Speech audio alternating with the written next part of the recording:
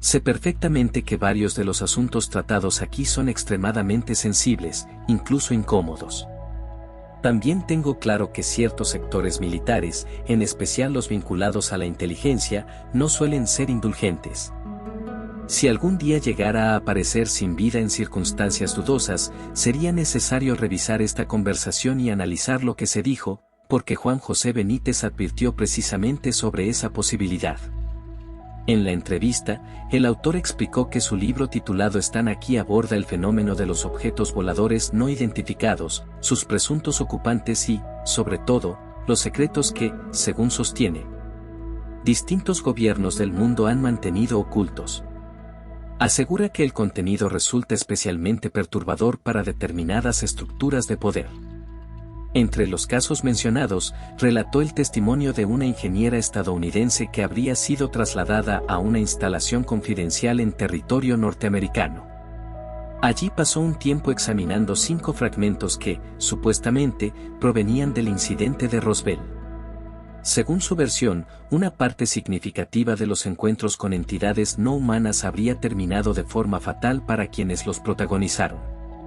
Benítez, conocido por su extensa trayectoria en la investigación del misterio, recordó también un episodio ocurrido tras la publicación de una obra anterior, Materia Reservada, editada en la década de los 90.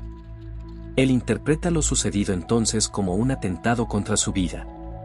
En la conversación insistió en que, si algo extraño llegara a ocurrirle, debería analizarse el contexto, ya que considera que su libro más reciente contiene relatos demasiado incómodos para ciertas élites. Durante la charla también mencionó que logró conservar algunas gasas con restos biológicos que fueron sometidos a estudios en laboratorios de distintas ciudades de América y Europa. Los análisis, según afirmó, coincidieron en que no se trataba de sangre humana ni perteneciente a ninguna etnia conocida, aunque determinaron que correspondía a un individuo femenino. La entrevista, emitida en el espacio Ciencia y Misterios, contó además con la participación de Andrea y Silvia Pérez Mondini. El diálogo concluyó con un intercambio dinámico de casos llamativos y episodios extraños, comparando experiencias de la ufología argentina y española. La conversación comenzó con una presentación formal del programa y una referencia al nuevo libro de Benítez. El entrevistador comentó que lo había leído con atención y que había encontrado numerosos episodios intrigantes que deseaba analizar. En un momento distendido apareció un muñeco con forma de extraterrestre al que, en tono irónico, llamaron Trump. A partir de allí, el diálogo tomó un giro hacia la situación política internacional. Benítez expresó una visión pesimista sobre el escenario global y manifestó su preocupación por el liderazgo estadounidense, señalando que la combinación de conflictos armados activos y decisiones controvertidas genera un panorama inquietante. En ese contexto surgió la pregunta sobre la posibilidad de que un presidente de Estados Unidos reconociera oficialmente la existencia de inteligencias no humanas. Benítez respondió que otros mandatarios lo habrían intentado sin éxito.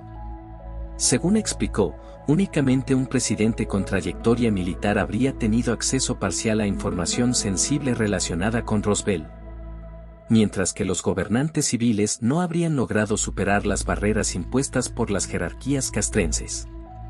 También se mencionó la idea del need to know, planteada por Robert Bigelow, según la cual ni siquiera el jefe de Estado tendría necesariamente autorización para conocer ciertos secretos.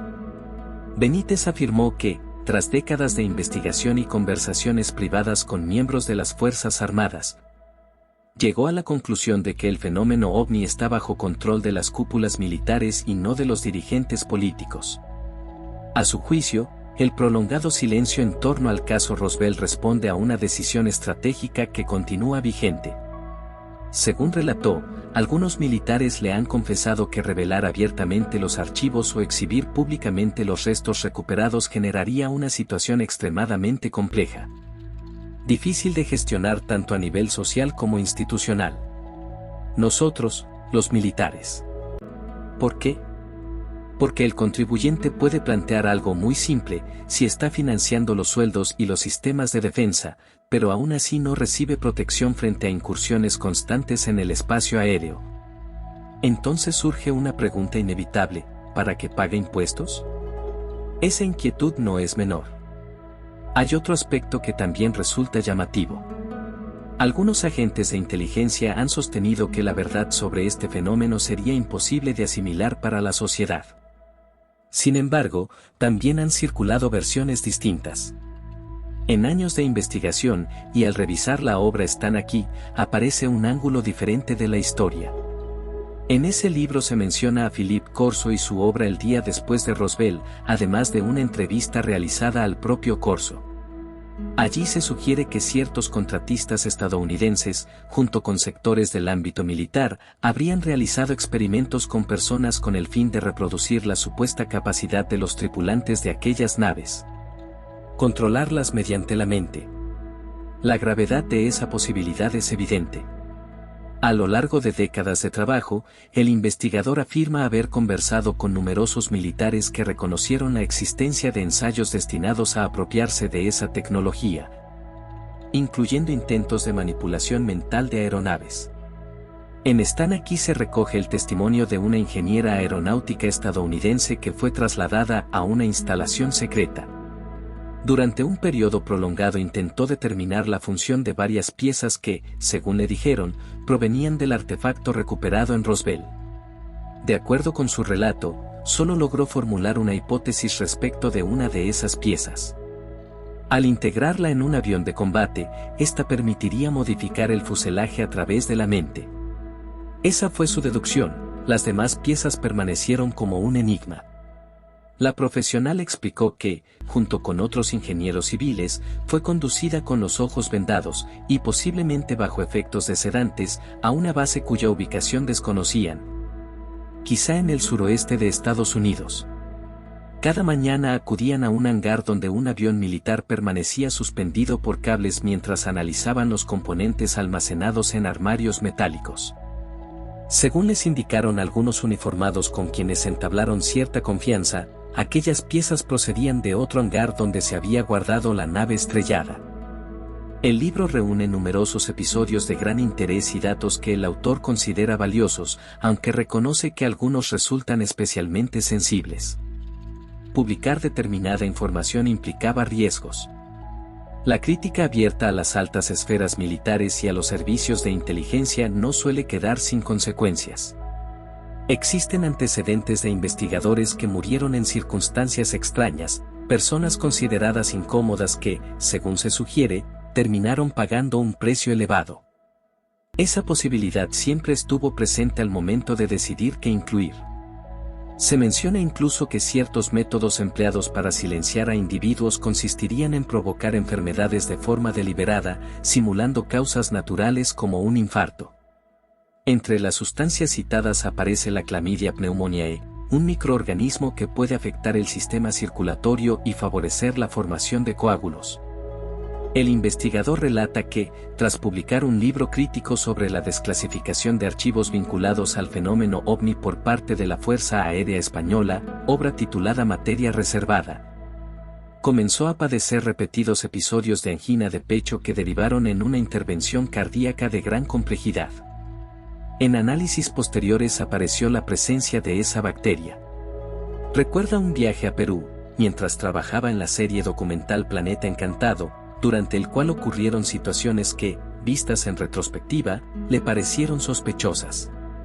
Según su interpretación, allí pudo haberse producido la ingestión del agente infeccioso, cuyos efectos se manifestarían días después con dolores torácicos progresivos hasta desembocar en un infarto. La conversación deriva luego hacia otros investigadores desaparecidos. Surge el nombre de Jacobo Greenberg, científico mexicano con quien compartió un congreso en San José de Costa Rica. Lo describe como una persona reservada, hermética en relación con sus proyectos, pero intelectualmente inquieta y rigurosa. Al enterarse de su desaparición, experimentó una profunda sorpresa y desconcierto. La figura de Greenberg quedó asociada a un misterio que, hasta hoy, continúa generando interrogantes dentro del ámbito de la investigación. Era un investigador en el ámbito neurológico con amplios conocimientos, y siempre quedó flotando la incógnita: ¿por qué se esfumó? ¿Fue asesinado? ¿Se trató de un conflicto íntimo o estuvo vinculado con sus estudios? Hasta donde sé, el caso jamás se esclareció. ¿Usted intentó averiguar qué ocurrió con Jacobo o sintió interés en profundizar en el asunto? Durante un tiempo traté de indagar, pero al comprobar que existía un obstáculo infranqueable que bloqueaba cualquier avance, decidí dejarlo. Ese límite parecía alimentar distintas teorías sobre la desaparición de Greenberg. Algunas apuntaban a cuestiones personales y otras sugerían la posible intervención de agencias de inteligencia. Con el paso de los años, he llegado a pensar que todo estuvo más relacionado con su esfera privada. Un periodista mexicano me comentó que en aquella conferencia había un grupo estadounidense compuesto por figuras como Vale, John Keel y Andrija Puarich. Me preguntó si era posible que ellos hubieran sabido posteriormente qué le sucedió a Greenberg. Hasta donde tengo entendido, todos se enteraron de lo ocurrido, aunque dudo que alguno realizara una investigación exhaustiva. Puarich, en particular, me impresionó profundamente. Se expresó con notable firmeza sobre quienes, según él, estuvieron detrás del origen del SIDA, y expuso sus argumentos de manera que resultaban, al menos en apariencia, convincentes. Usted mencionó también que conversó con un testigo privilegiado de la casuística OVNI y de los acontecimientos registrados a lo largo de décadas, quien le solicitó discreción hasta después de su fallecimiento. Se refiere a las conversaciones mantenidas con Werner von Braun, considerado una figura central del programa espacial estadounidense y del desarrollo de misiles en Alemania. Con el tiempo entablaron cierta amistad. Según relató, hablaron de Roswell e incluso le habría dicho que los ocupantes de aquella nave eran entidades híbridas, mitad biológicas y mitad tecnológicas. ¿Podría ampliar esa información? Tuve la oportunidad de entrevistarlo en varias ocasiones y de cultivar una relación cordial. Con el tiempo deduje que fue apartado. Poco después de abandonar la NASA, desarrolló un cáncer fulminante. Oficialmente se creyó que su salida respondía a intereses en el sector privado, pero la realidad, según entendí, fue distinta. No compartía la postura de los estamentos militares ni la política de silencio de la agencia espacial respecto a lo que el programa Apolo habría descubierto en la superficie lunar. Se sostenía que, desde la primera misión que alunizó hasta las posteriores expediciones, el objetivo principal no fue únicamente científico, sino también la recuperación de muestras vinculadas con estructuras detectadas y fotografiadas en la Luna. Esa habría sido la razón esencial de aquellos viajes. Cuando los astronautas regresaron con materiales e imágenes, von Braun se opuso a mantener la información en secreto. Consideraba que la ciudadanía tenía derecho a conocer esos hallazgos. Según esta versión, esa discrepancia fue el verdadero motivo de su salida de la NASA. La supuesta transición al ámbito privado habría sido una explicación oficial para calmar a la opinión pública. Tiempo después se enfermó gravemente y falleció, lo que algunos interpretan como una coincidencia inquietante. Además, me confió otros asuntos extremadamente delicados que rara vez he mencionado en público. En cuanto a Roswell, explicó que los ocupantes del artefacto siniestrado eran 4. 2 habrían muerto en el impacto y otros 2 permanecían con vida inicialmente. De acuerdo con ciertos testimonios militares, uno de ellos fue abatido al intentar escapar. Tanto a través de Corso como del propio von Braun y de otros miembros de las Fuerzas Armadas, se describía a esas entidades como organismos híbridos, combinaciones de componentes biológicos y tecnología avanzada. Algo que la ciencia actual aún no ha logrado materializar plenamente. Existen autómatas sofisticados, pero no seres de esa naturaleza. Desde esa perspectiva, tales entidades resultarían idóneas para misiones complejas, ya que no serían exactamente humanas. Más adelante, la conversación derivó hacia otros temas sumamente sensibles. En otro momento se dio paso a Silvia y Andrea Pérez Mondini, quienes se incorporaron a la charla. Expresaron su alegría por el reencuentro y evocaron los momentos compartidos en un congreso anterior. Una de ellas manifestó su interés por la faceta investigativa y el enfoque analítico, incluso geopolítico, del fenómeno. Planteó entonces una cuestión vinculada con el contexto actual y con afirmaciones realizadas tiempo atrás en diversas publicaciones. Señaló que investigadores como Jacques Vallée han llegado a conclusiones similares respecto a la naturaleza y las implicancias del fenómeno OVNI a lo largo del tiempo. dejando abierta la reflexión sobre el alcance y la interpretación de tales investigaciones. Diversas investigaciones recientes sostienen que muchas de las piezas recuperadas estarían relacionadas con una supuesta capacidad de desplazar los objetos voladores mediante la mente. Esa idea ya había sido mencionada tiempo atrás, especialmente en la conversación con Philippe Corso, y más adelante quedó reflejada por escrito. Sin embargo, estas afirmaciones no son nuevas. Surge entonces la pregunta de por qué en la actualidad investigadores de gran prestigio, como Jacques Vallée, se muestran dispuestos a expresarlo abiertamente. Tal vez se deba a que hoy existen mayores fundamentos, o quizá a que ciertas barreras culturales han comenzado a ceder. Un investigador del nivel de Vallée, durante las primeras etapas de su labor en la década de los 60, se desenvolvía en un contexto complejo y restrictivo. Había numerosos factores en contra, lo que favorecía posturas cautelosas y declaraciones muy medidas. Con el paso del tiempo, ese panorama parece haberse transformado. Existe una mayor sensación de libertad para exponer hipótesis y reflexiones de manera directa. Cuando comenzaron algunas investigaciones en los años 70, casi nadie consideraba la posibilidad de que el fenómeno ovni guardara relación con la muerte. Hoy, en cambio, se han documentado múltiples casos que sugieren un vínculo significativo. No se trata de afirmar que todo el fenómeno responda a esa lógica, sino de reconocer que ciertos episodios parecen conectarse con la idea de acompañamiento de almas o de asistencia a los fallecidos. Este enfoque conduce inevitablemente hacia ámbitos tradicionalmente asociados con lo paranormal. Con el tiempo, algunos investigadores empezaron a profundizar en esos territorios. En la actualidad se analizan situaciones en las que personas cercanas al fenómeno, ya sea por haber tenido experiencias directas o por manipular presuntas evidencias físicas, describen efectos extraños que continúan en sus hogares. A esta clase de manifestaciones se la ha denominado efecto autoestopista, en alusión a la idea de que algo aparentemente se traslada con el testigo. Desde los inicios, no solo un investigador sino muchos otros advirtieron que una parte del fenómeno estaba ligada a lo que suele denominarse parapsicología. En determinadas circunstancias, la proximidad de una nave habría provocado movimientos de objetos domésticos, alteraciones en el entorno o desplazamientos inexplicables de muebles. Este tipo de sucesos encaja con los fenómenos estudiados por esa disciplina. En la actualidad, tales relatos resultan habituales dentro de la casuística ovni. Existen numerosos testimonios en los que los protagonistas narran la aparición de entidades en sus habitaciones, figuras que surgen y se desvanecen, que parecen atravesar paredes o salir por ventanas cerradas. Estos episodios refuerzan la sensación de que el conocimiento disponible sobre el fenómeno es todavía muy limitado. Cuanto más se investiga, más evidente resulta la magnitud de lo desconocido. La cuestión de la muerte destaca por su relevancia. Algunos testigos afirman haber visto a familiares fallecidos acompañados por seres de gran estatura, vestidos con trajes ajustados de aspecto metálico, similares a los descritos en múltiples encuentros con supuestos tripulantes. En ciertos relatos, esos familiares identifican a dichas entidades como guardianes o cuidadores. Casos de esta naturaleza han sido registrados en distintos países y continúan generando interrogantes acerca del verdadero alcance del fenómeno.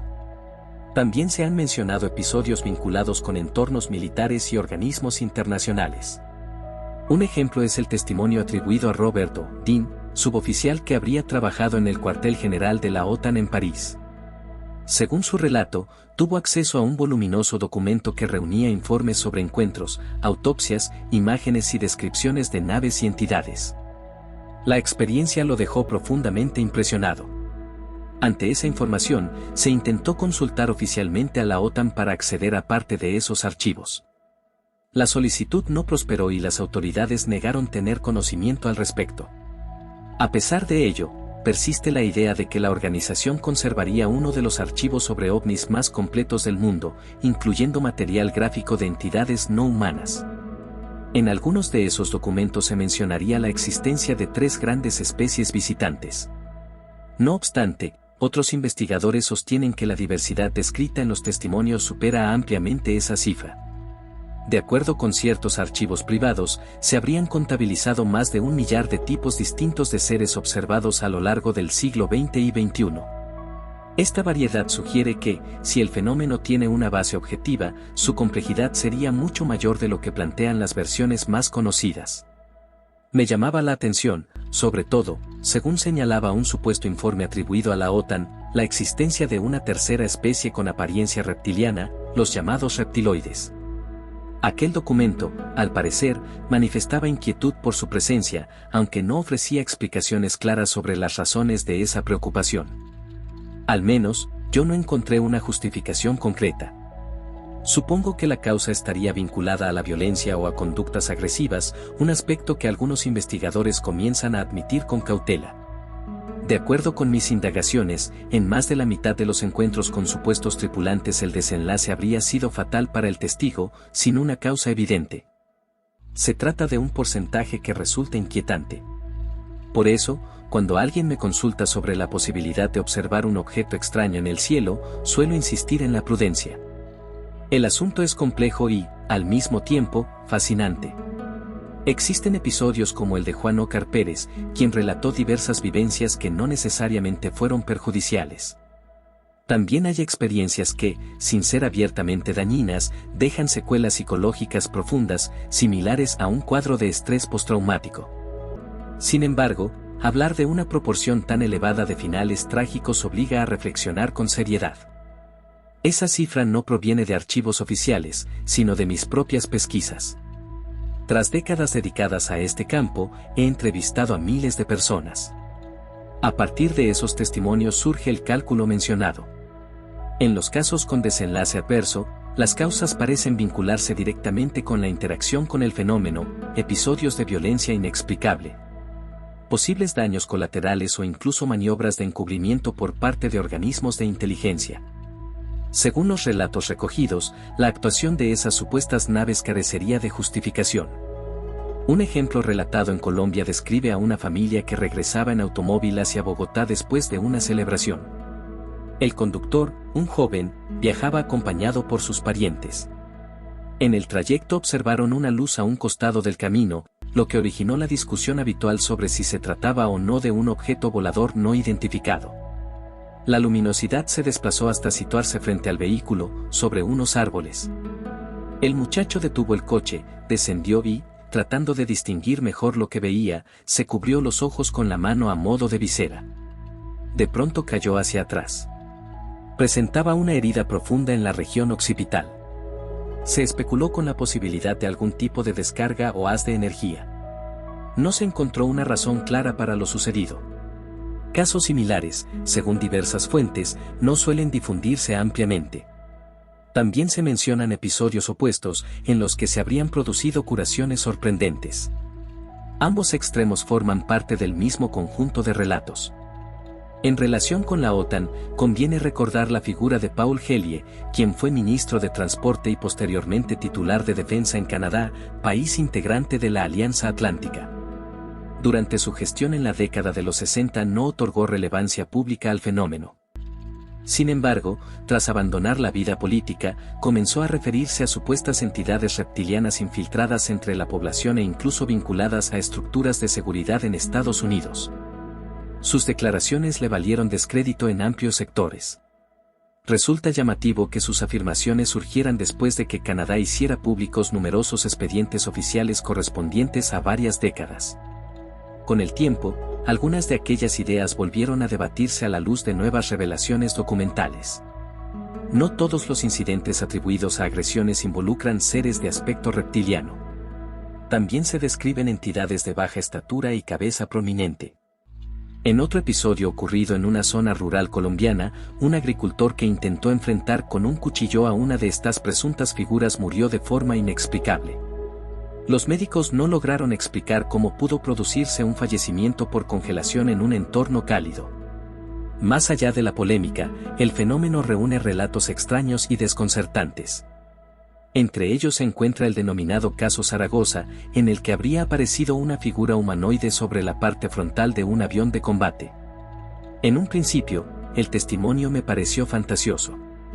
No obstante, la insistencia por contrastar la información me llevó a entrevistar al piloto implicado, un militar español que aseguró haber vivido aquel episodio. Con el paso de varias semanas y tras insistir en repetidas ocasiones, logré que aceptara recibirme. Accedió a conversar conmigo con una única condición, que jamás revelara su identidad, ni siquiera después de su fallecimiento, por motivos evidentes.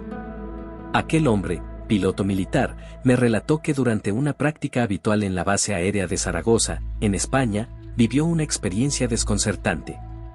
En pleno vuelo diurno, mientras realizaba maniobras rutinarias, observó cómo una figura descendía y caía sobre el morro de su casa.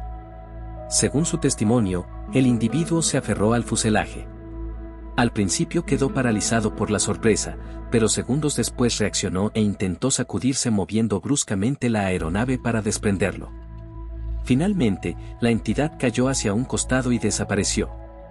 El piloto confesó que aterrizó pálido y profundamente alterado, y que jamás presentó un informe oficial, convencido de que hacerlo habría significado el fin de su trayectoria profesional. Cada vez que escucho relatos de este tipo me pregunto qué busca el fenómeno con estas irrupciones, qué intención podría haber detrás de estas manifestaciones.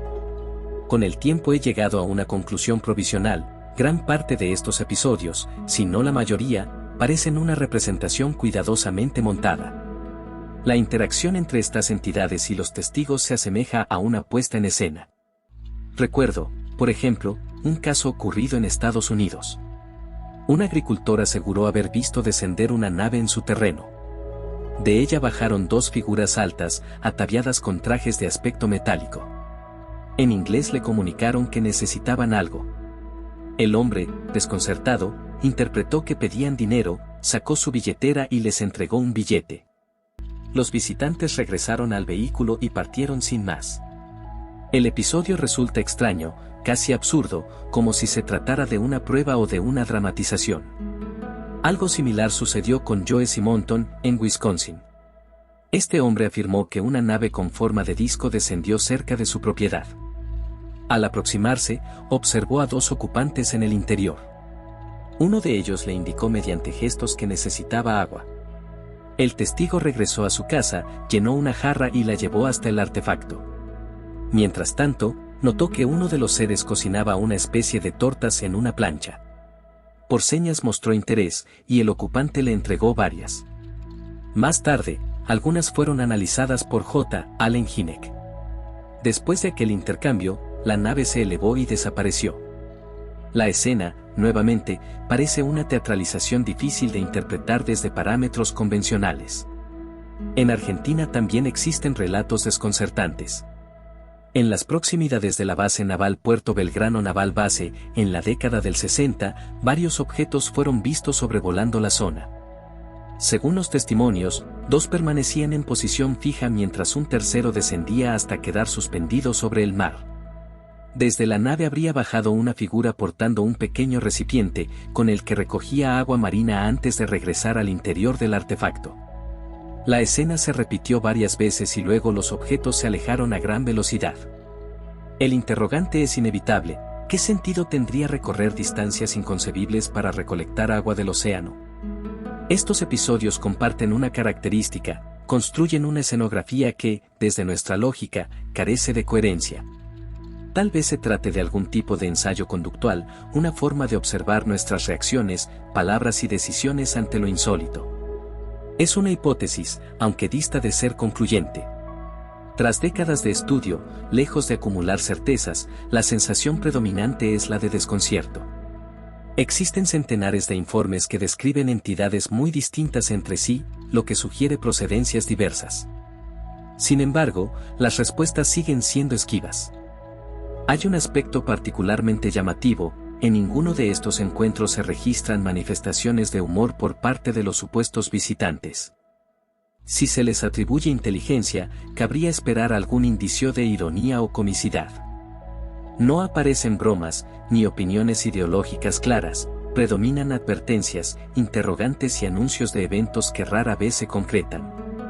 La ausencia total de humor abre otra incógnita: no comprenden esa dimensión humana o la entienden demasiado bien y la utilizan en nuestra contra. No hay forma de saberlo. Recuerdo también el caso ocurrido en Yacanto de Calamuchita, relacionado con el entonces capitán Gnotti.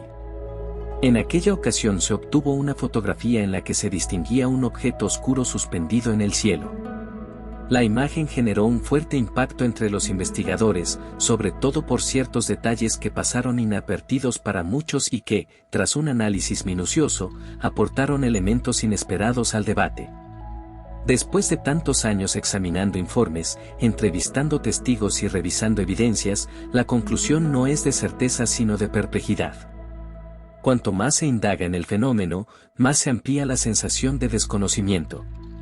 En el terreno se aprecia un caballo sin montura y sin jinete. Conversé con aquel hombre durante largas horas y me confesó que, después de tomar la imagen, investigó en la zona y supo que un gaucho había desaparecido. Se trataba, según le informaron, del dueño del animal que aparecía ensillado de manera incompleta en la fotografía. La sospecha de Gnotti y de otros investigadores era que la nave captada en el campo podría haber abducido a ese hombre, de quien nunca más se tuvo noticia. El detalle resultó llamativo porque, hasta el comentario que hiciste cuando observaste la imagen en el museo, nadie había reparado en ese aspecto ni lo había vinculado con la declaración de Gnotti. También es pertinente mencionar que la última entrevista realizada a Gnotti en vida fue la que le hizo Juanjo. En esa conversación se le mostró la fotografía y se le proporcionó toda esta información, lo que convierte ese registro en un material de gran relevancia, recuperado poco antes del Congreso. El hecho de que el caballo permaneciera en el lugar, sin su jinete, no pasó inadvertido. La presencia del objeto suspendido sobre el animal sugiere que ocurrió algo inusual.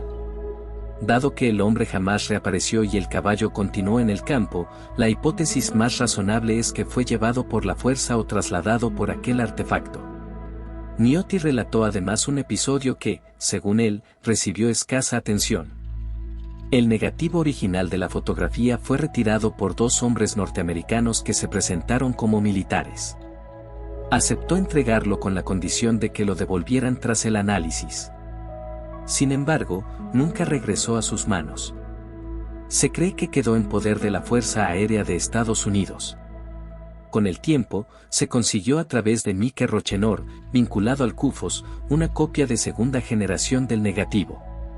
Esa organización había sido fundada por el astrónomo Joseph Allen Hynek, y en dicha copia puede verse una dedicatoria de Gnotti dirigida a Hynek, añadida durante el revelado.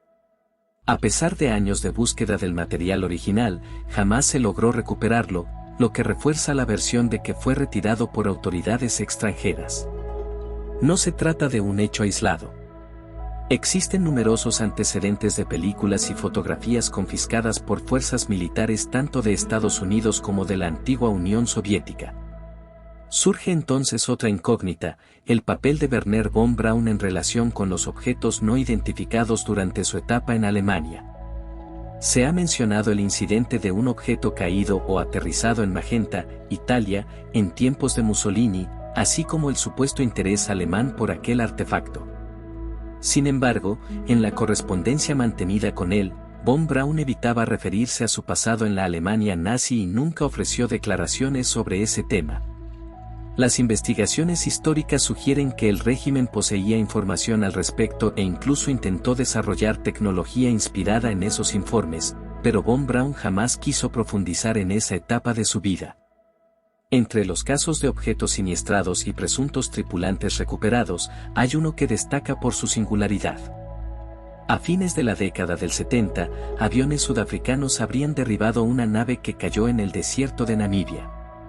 Según el relato, las Fuerzas Armadas recogieron los restos y trasladaron a un grupo numeroso de seres de baja estatura y cráneos prominentes a territorio estadounidense. La magnitud del supuesto aparato, descrito como enorme, y la cantidad de entidades involucradas convierten el episodio en uno de los más intrigantes, aunque escasamente documentado. Otro incidente habría ocurrido a comienzos de los años 60 en la costa alemana, donde un objeto se precipitó sin que se esclareciera si fue abatido. Una brigada británica habría accedido al lugar y retirado cuerpos del interior del artefacto, información que, según algunas versiones, quedó bajo resguardo de la OTAN. También se menciona el llamado caso Patagonia. Allí, un aparato con aparentes fallas descendió en una zona habitada, y los pobladores se aproximaron al sitio. Según el testimonio, los ocupantes, descritos como humanoides, entregaron un pequeño recipiente como obsequio. Situaciones similares se han relatado en distintos puntos del mundo, donde supuestas averías obligaron a descender a estas naves. En la localidad española de Peñascosa, en la provincia de Albacete, se cuenta que un artefacto permaneció posado durante varios días.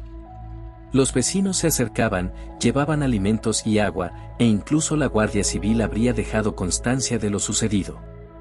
Este contraste entre episodios violentos y encuentros aparentemente pacíficos evidencia la diversidad de reacciones humanas ante lo desconocido. Las respuestas de las personas frente a estos acontecimientos varían notablemente. En algunos lugares prevalece la hospitalidad, en otros, el miedo o la agresividad.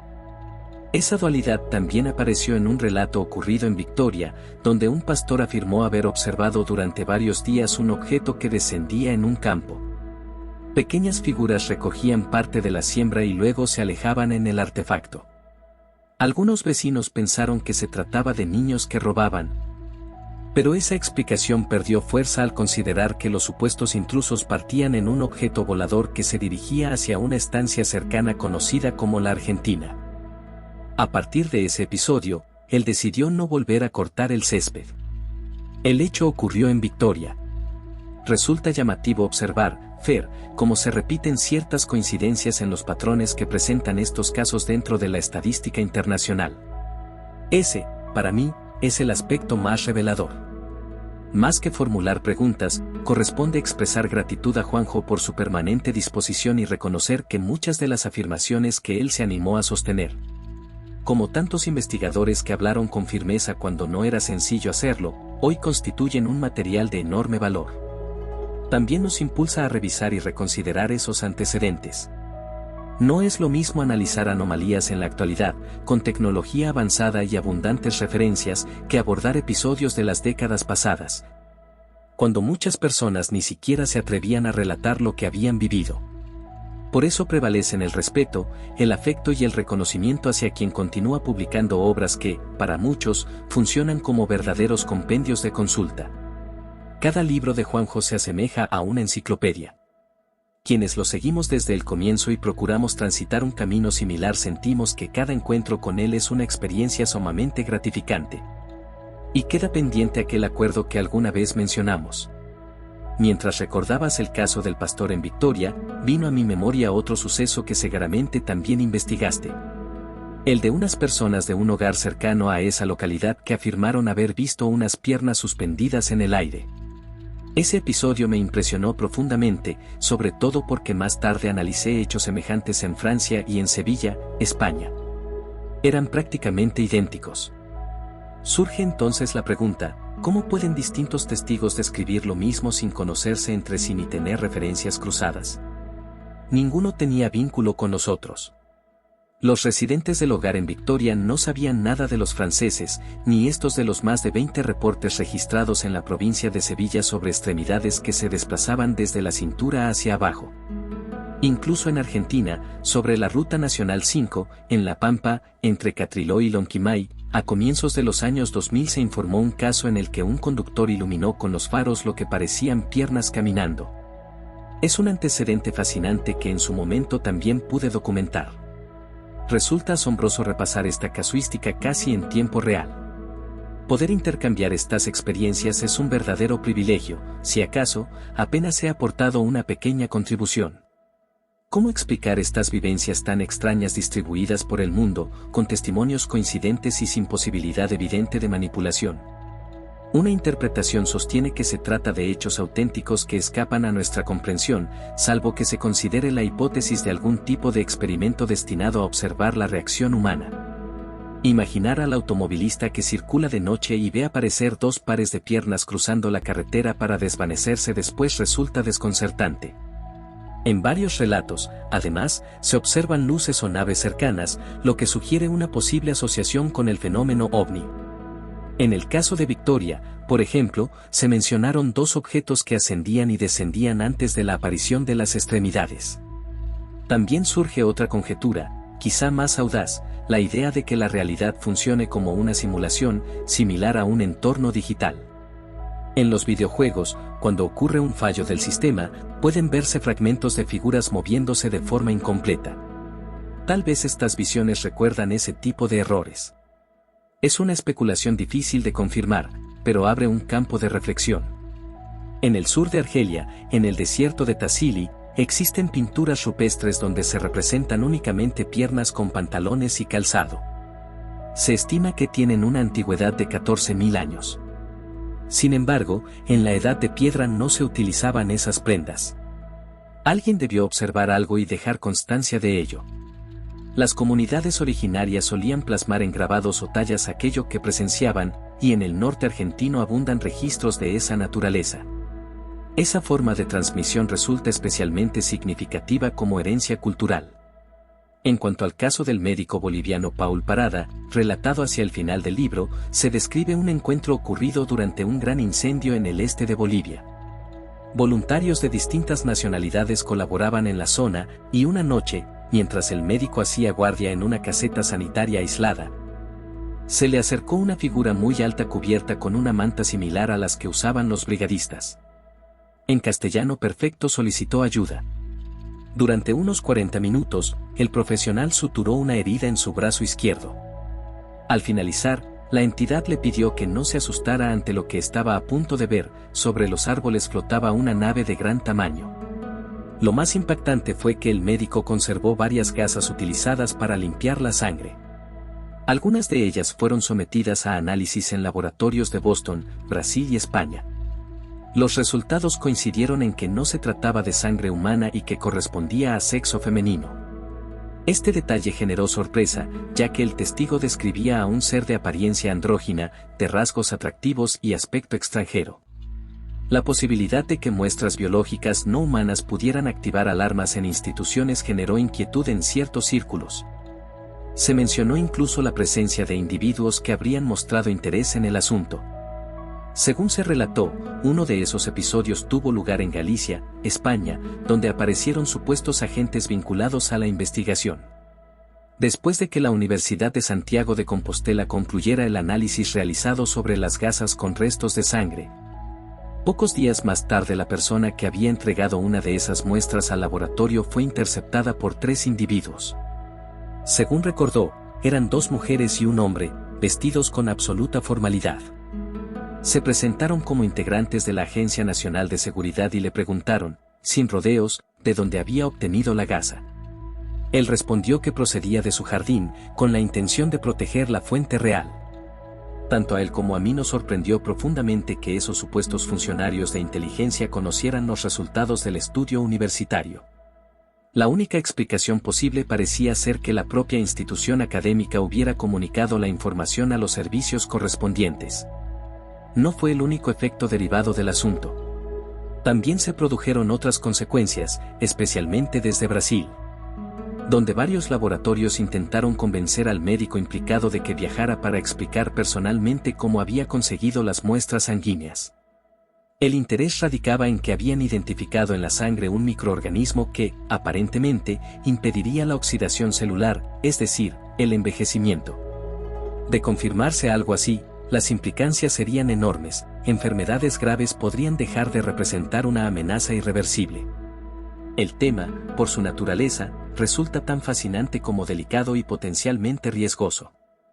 En cuanto a los agentes que realizaron la visita, hablaban español y aseguraron pertenecer a un organismo que depende directamente de la presidencia del gobierno. Esa circunstancia incrementó la sensación de peligro. Si todos los laboratorios coincidían en sus conclusiones y existiera la posibilidad de tratar determinadas patologías, el hallazgo podría generar tensiones con poderosos intereses económicos. En ese escenario, la situación podría tornarse comprometida para quienes estuvieran involucrados. Los informes científicos ya habían sido distribuidos entre distintas personas, lo cual ofrecía cierta protección. La conversación también abordó cuestiones históricas y religiosas.